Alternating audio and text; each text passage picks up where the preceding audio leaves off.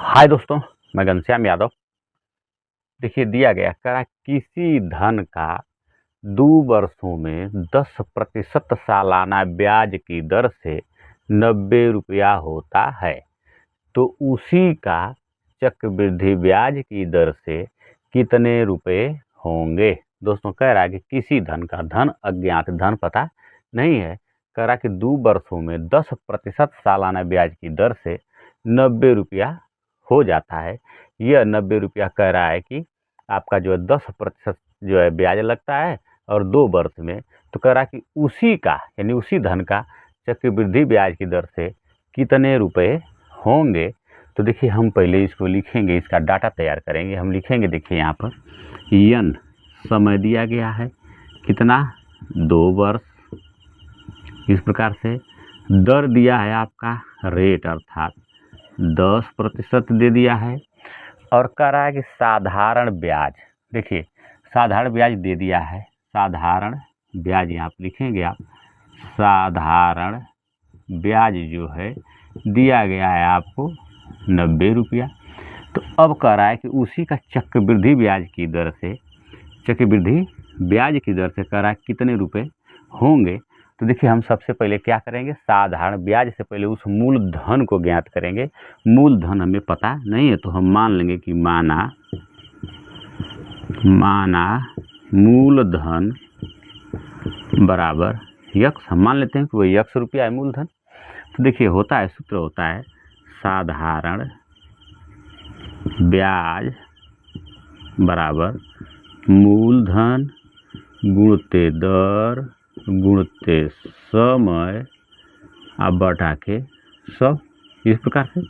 तो मूलधन यहाँ पर अज्ञात है अर्थात हमने यक्स माना, तो यक्स गुणते दर इसका दिया गया है 10%, गुणते समय दे दिया गया है 2 वर्ष बटा के 100, और साधारण ब्याज हमें ज्ञात है कितना है, 90 रुपया। देखिए इधर ऐसा। तो अब देखिए इसे हम भाग दे लें, 10 दहा में 100, 10 हो गया। इसको कटा सकते हैं, 2 एकम 2 और 2 पचे 10। अब इधर इसको हम गुणा कर लें, अर्थात देखिए हो क्या गया हमारा 90 बराबर, ऊपर कुछ नहीं बचा, क्या बचा, यक्स बचा, और नीचे आपका 5 बच गया। यक्स का मान निकालेंगे, इधर हम तिर्यक गुणा कर देंगे, तो यक्स बराबर हमारा हो जाएगा, देखिए 5 शून्य 0 और 5 9 45, यक्स बराबर 450 रुपया। अर्थात मूलधन हमें ज्ञात हो गया, कितना हो गया हमारा, 450 रुपया हो गया। तो अब करा कि चक्रवृद्धि ब्याज की दर से कितने रुपए होंगे, यानी चक्रवृद्धि मिश्र धन आपसे पूछ रहा है। यहाँ पर देखिए ए बराबर, तो ये बराबर देखिए होता है पी इंटू 1 प्लस आर बटा के 100 के घाते यन। पी मूलधन, आर रेट, यन समय, ए चक्रवृद्धि मिश्र धन। तो देखिए हम लिखेंगे यहाँ पर ए बराबर, पी बराबर कितना हो गया हमारा मूलधन, 450 रुपया यहाँ पर लगाया गया था। 450 1 प्लस आर का मान रेट दिया गया है आपको 10 बटा के 100, और समय दे दिया गया है 2 वर्ष। अब देखिए हम लिखेंगे यहाँ पर 450 कोष्टक में, देखिए 10 से कम 10 कटा देंगे, 10 दहा में 100, और 10 का गुणा 1 में करेंगे तो 10 से कम 10 और 1 जोड़ देंगे तो 11 बटा के 10 के घाते 2, अर्थात हम लिखेंगे 450 गुणते 11 बटा के 10 गुणते 11 बटा के 10। क्यों, क्योंकि 11 बटा के 10 कहते 2 है, 2 बार लिखेंगे। देखिए 1 0 0 से कट जाएगा, अब आपका हो जाएगा 45, और गुणते 11 11 में 121 अब बटा के 10। इसे कटा सकते हैं, देखिए 5 से, 5 दूना के 10 और 5 9 के 45, अर्थात देखिए गुणा कर लेते हैं 9 का, तो 9 एकम 9, 9 दूना 18 के 8 हाथ में लगा 1, और 9 एकम 9 हासिल 1, 10 बटा के 2। अब 1089 में 2 से भाग दीजिए, देखिए हो जाएगा कितना, 2 पचे 10, 2 चौके 8, 2 चौके 8, 10 मतलब 1 बचेगा, 2 पचे 10, यानी चक्रवृद्धि मिश्र धन अर्थात ए का मान, देखिए इधर लिख देते हैं, ए का मान आपका हो गया कितना, 544.5, यानी 544 रुपया 50 पैसा क्या हो गया, मिश्र धन हो गया। तो अब आप अगर ये निकालना चाहें कि चक्रवृद्धि ब्याज कितना था, तो इसमें से मूलधन आप निकाल सकते हैं। तो देखिए इसमें से निकालेंगे हम चक्रवृद्धि ब्याज अगर निकालना चाहें तो यहाँ पर केवल रुपये पूछ रहा था, तो ये आपका आंसर हो जाएगा 544 रुपया 50 पैसा। लेकिन अगर चक्रवृद्धि ब्याज अगर निकालना पड़े तो आप लिखेंगे यहाँ पर, देखिए मिश्रधन, चक्रवृद्धि मिश्रधन यानी 544.5 माइनस मूलधन कितना था यहाँ पर लिख लीजिए, माइनस मूलधन। तो मूलधन हमारा है 450 रुपया।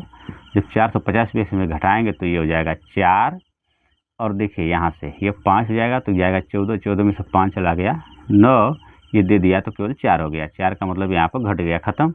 0.5 अर्थात 94 रुपया 50 पैसा जो है क्या हो जाएगा, चक्रवृद्धि ब्याज हो जाएगा। अगर आपसे पूछे चक्रवृद्धि मिश्रधन तो 544 रुपया 50 पैसा, पूछे चक्रवृद्धि ब्याज तो 94.5 यानी 94 रुपया 50 पैसा। आपसे पूछे केवल कि मूलधन कितना है तो 450 रुपया होगा। दोस्तों यही हमारा आंसर हो जाएगा। देखिए कह रहा है कि 25,000 रुपया 2 वर्षों में चक्रवृद्धि ब्याज से कितने हो जाएंगे यदि उत्तरोत्तर वर्षों में ब्याज की दर 4% तथा 5% हो। दोस्तों देखिए कह रहा है कि 25,000 रुपया 2 वर्षों में यानी मूलधन, देखिए यहाँ पर दिया गया है पी जो दे दिया गया है आपको 25,000 रुपया, समय दिया गया है n बराबर 2 वर्ष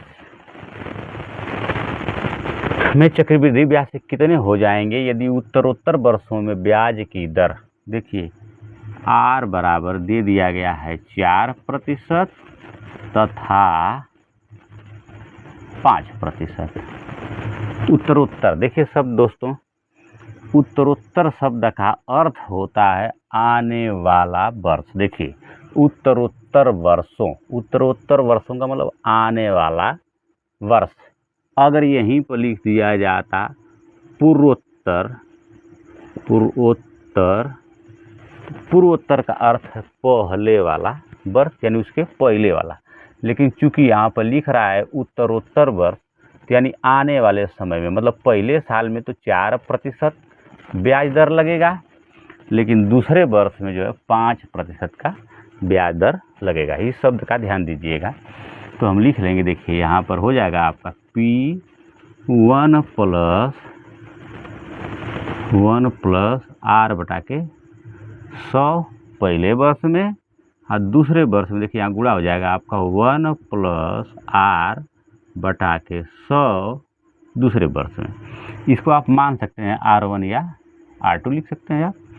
तो देखिए हमारा हो जाएगा P का अर्थ है 25,000 रुपया 1 प्लस R1 का मान 4 है बटा के 100 पहले साल में गुणते दूसरे साल में 1 प्लस 5 बटा के 100 दूसरे वर्ष में हो जाएगा।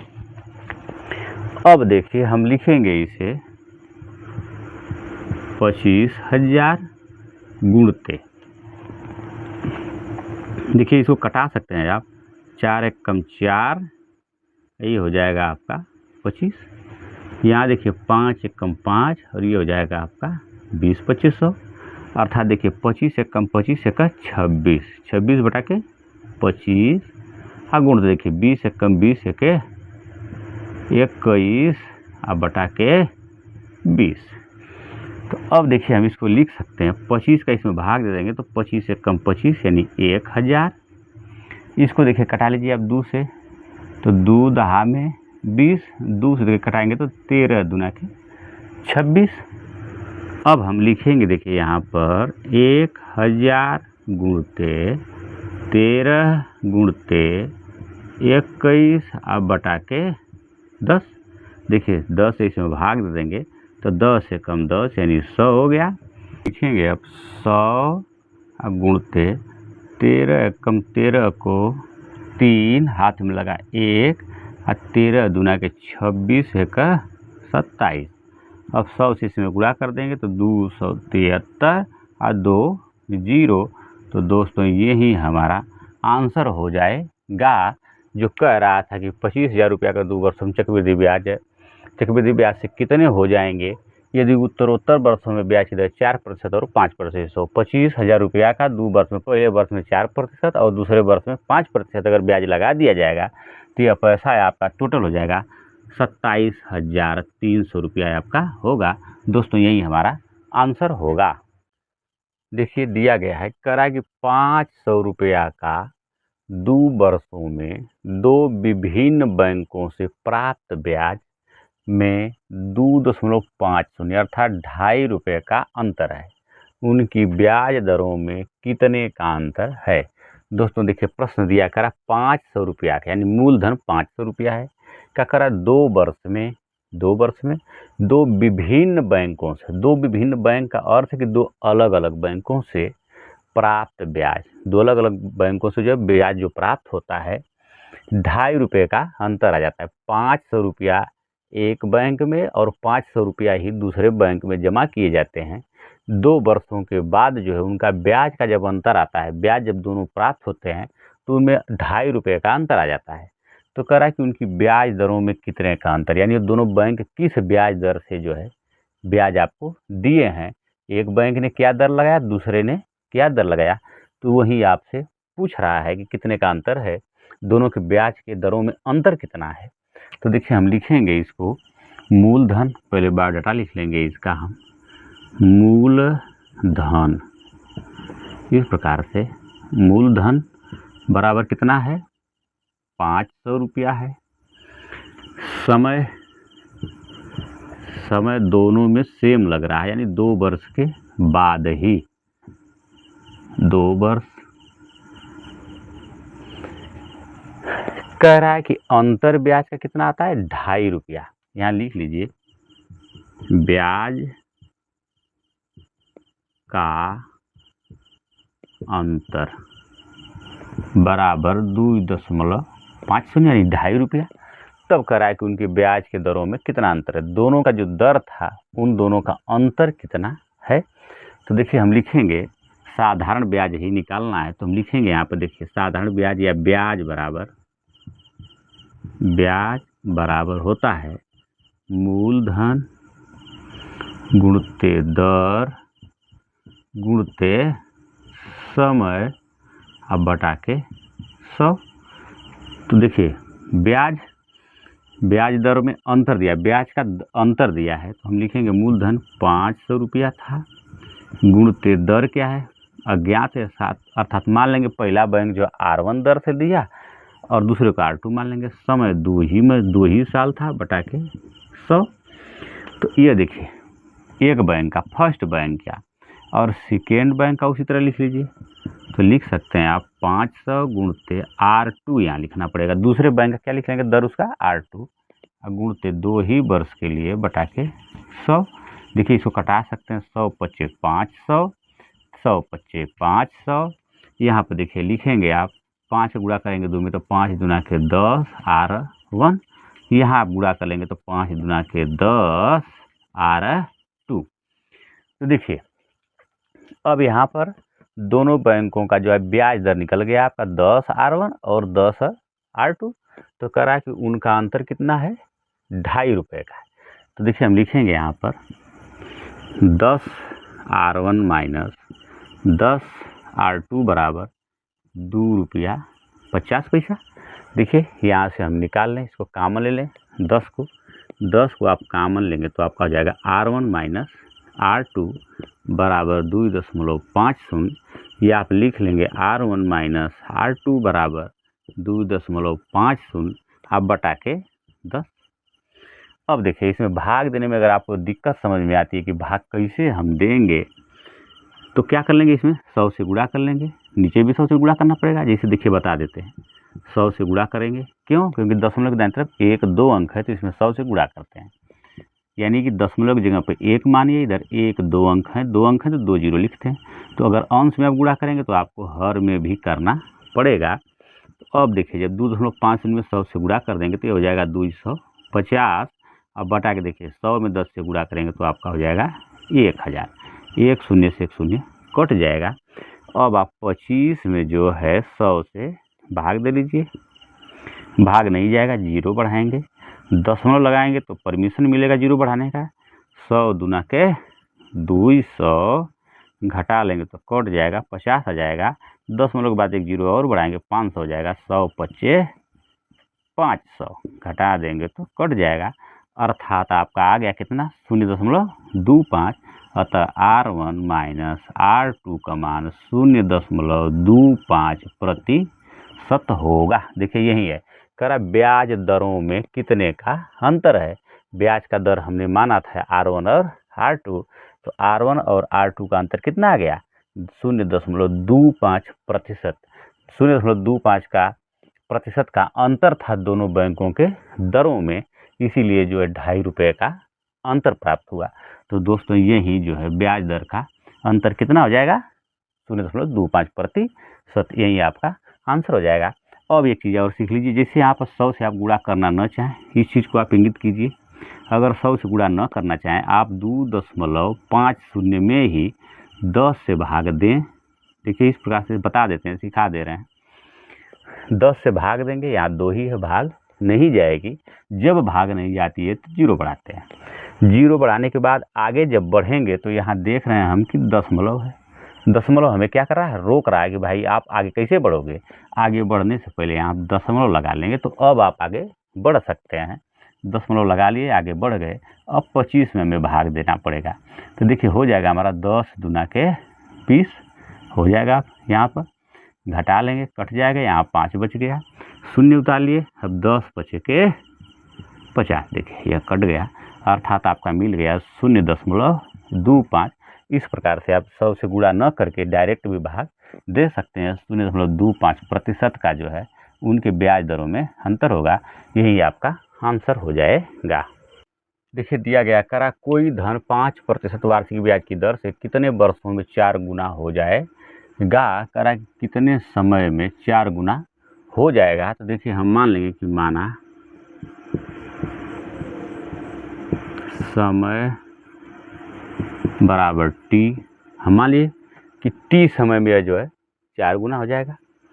और मूलधन हम मान लेते हैं, मूलधन बराबर p मान लिए। तो देखिए हमारा हो जाएगा, कह रहा है कि 4 गुना हो जाएगा, अर्थात जो 4 गुना होगा वो क्या होगा, आपका मिश्र धन होगा। 5% वार्षिक ब्याज की दर से जो समय t समय में वो क्या हो जाएगा, जो धन प्राप्त होगा वो मिश्र धन होगा, अर्थात क्या हो जाएगा, 4p हो जाएगा। तो अब हमारा साधारण ब्याज क्या हो जाएगा, साधारण ब्याज बराबर होता है मिश्र धन माइनस मूलधन। तो मिश्र धन हमारा है 4p माइनस p, अर्थात हो गया 3p। ये क्या हो गया, हमारा ब्याज हो गया, ब्याज। तो अब हम लिखेंगे यहाँ पर साधारण ब्याज। साधारण ब्याज बराबर क्या होता है हमारा, मूलधन गुणते दर गुणते समय अब बटा के 100। तो मूलधन हमारा कितना है, p है, गुणते दर क्या हमारा है, दर 5% ऊपर दिया है, गुणते समय हमने मान लिया है t अब बटा के 100। और साधारण ब्याज अभी हमने निकाला कितना है हमारा, 3p। देखिए कटा देंगे इसको, 5 एकम 5 20 हो जाएगा। अर्थात देखिए हमारा हुआ कितना, 3p बराबर, देखिए गुणा करेंगे p का t में तो हमारा हो जाएगा pt। देख रहे हैं pt हमारा हो गया, बटा के हमारा है 20 का इधर गुणा कर देंगे, 20 यहाँ 60, p बराबर p इंटू टी।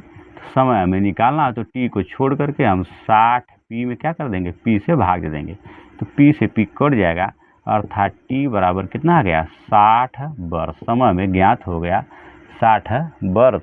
यही दोस्तों हमारा आंसर होगा। और यही पूछ रहा था कि कितने वर्षों में, 60 वर्षों में। दोस्तों अगर आप इसे ट्रिक से लगाना चाहें, मात्र 2 सेकेंड में अगर लगाना चाहें, तो देखिए इसका फार्मूला होता है n माइनस 1 अब बटा के दर। गुणते के 100।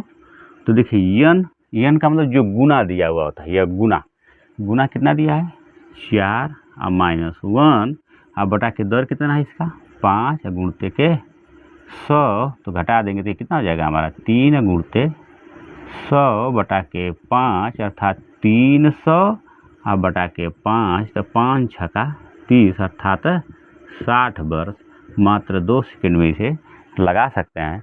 दोस्तों यही हमारा आंसर हो जाएगा।